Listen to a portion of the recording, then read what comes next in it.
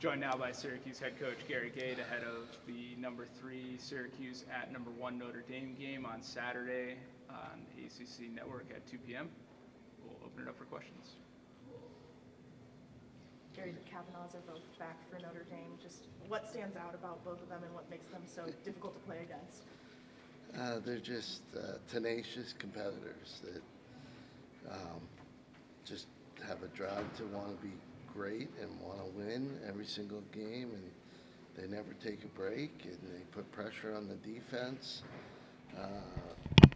They hustle on the ride.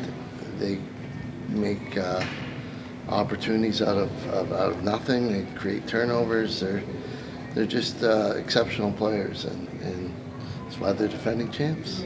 Coach Liam Entenmann on the other end, in that, what makes him so special and kind of his shot stopping? You know, he knows what he is, and he plays solid every single game. You know you're going to get a solid effort out of him. He saves the ones he should, steals some here and there, and you know, he's the reigning ACC goalie of the year. So for us, it's about getting quality shots and making sure that our shots are, you know, from a good range, and that, you know, hopefully you got time and room and the ability to finish. Coach, Owen Hiltz didn't play on Saturday. You said he was day-to-day. What's his condition throughout the week? Owen should be good. You know, as far as I know, he's been practicing. He should be good to go, and we're excited to have him back. So, yeah. Through these last few wins, it seems like every unit's kind of stepped up in their own way. Is there any through line you've seen between all those wins that you kind of want the team to take to some bet on Saturday? I think you're just seeing the team get closer together, continue to develop chemistry, communication. You know, all the things that we've been working on all year are starting to come together a little bit. So, you know, when you play as a team, as one unit, you can have success on either end of the field, and I think we're starting to see some of that, and we just got to stay humble and grind and keep working hard. Coach, we saw a little bit of a trade here against Hobart, obviously, with Owen out. Do you expect to see him a little bit more going forward and try and sprinkle him in a little bit in the attack? You know, Owen's back healthy, so he's our starter. So if he needs a rest, I'm sure we know that we can put him in and trust him. And we knew that before, and you know, he works hard every day, and we appreciate what he does. And hopefully we have some games where all our guys get in and get opportunities. Coach, calm is contagious was the motto going into Johns Hopkins. How has that kind of evolutionized and kind of been implemented since then, going into these big contests against top-ranked teams? Well, we have a different motto for every game, so that was that week.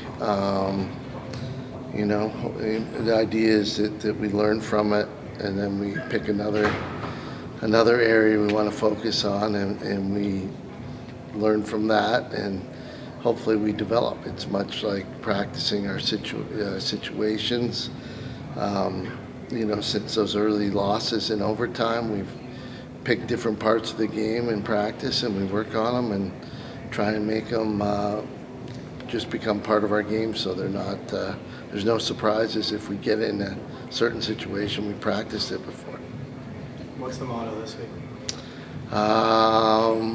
That we'll let you know after. Coach, last year I know it was a tough fourth quarter for you guys. How do you try and kind of put that behind us and kind of bring your own story this time? You know, we're just playing. We focus, you know, just on the next game. That's one thing these guys have really bought into, is just, you know, the next opportunity is the only opportunity.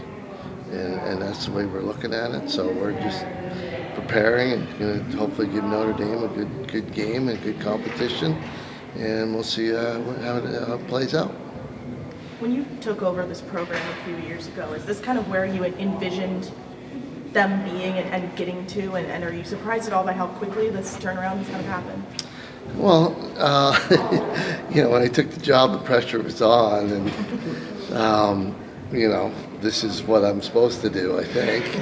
And realistically, we're probably ahead of the curve, and that has a lot to do with the portal. It has a lot to do with the ability to recruit players the way you can now. And with COVID, the graduating players, we have a bunch of them this year. So that's certainly, I think, sped up our progress a little bit. And this is where we hoped we'd be. I'm kind of an optimist. I was hoping we'd be here last year, but we made some strides last year, I thought, and then I think this year we've made some big steps moving forward, and more on culture and chemistry and that side of it, where we have the team really buying in, and I think that's always a key. Was using the portal something you had to adjust to as a coach? Is that kind of just an avenue you're going to keep using for it? Well, I don't think it's necessarily adjusting. We tried to use the portal before, but when you're 4-10, people aren't looking at you saying, "Here's an opportunity to go to the playoffs and go to a Final Four." So we struggled to win the recruiting battles, early on, which it makes it tough. And then I think the fact that we did go from 4-10 to 8-7, people got excited about that, and we were able to talk guys in, and we won some of the recruiting battles that allowed us to make that jump, and that's why we are where we are, is because that combination of developing talent and bringing talent in. If we weren't able to bring that talent in, we might be in a different situation, but we were able to win those battles, and we are who we are for 2024. Coach, when you look down at the sideline, you see Coach Adirna yelling at the defense, Coach March yelling at the offense. You always seem very calm, cool, and collective. What kind of goes into your coaching style in games? Well, it's easy for me. I have a lot of trust in all of our coaches, and I'm one of those guys. I've been in their position before. I've been an O coordinator, in the past. I've always appreciated the trust that the head coach showed me when I was in that position. And, I just have to allow these guys to do what they want to do. Certainly we talk about it and vet it and make sure we're all on the same page, but, they get an opportunity to truly coach, and they don't, I'm not second guessing them or, tell them to run this, run that. They're the O coordinator, D coordinator. We got the goalie face-off and Nick Aquaviva, and they get to make some good decisions, and I'll support them. And only if I think it, going in the wrong direction, would I ever step in. So, it's a lot of trust and belief in these guys, and I think they're doing a great job.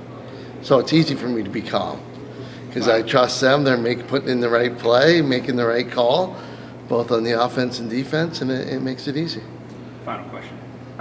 Riley was telling me, just with the defense, that his kind of injury and kind of sitting back last year and watching, seeing dodges just from afar and learning from the others like Alexo and the others on the defense last year really helped him this year. What have you seen from him so far this year, coming back from that injury and shepherding the defense with Billy and I just think you see him get more confidence as the season's gone on, and I think as a unit they're gelling more and more, and now you basically you have Nick Kakemo in there and Caden Cole and then Billy and it makes it a great group of four that's kind of rotating through that, and they've really developed some chemistry, and along with the midfield defense, they're just going to keep getting better.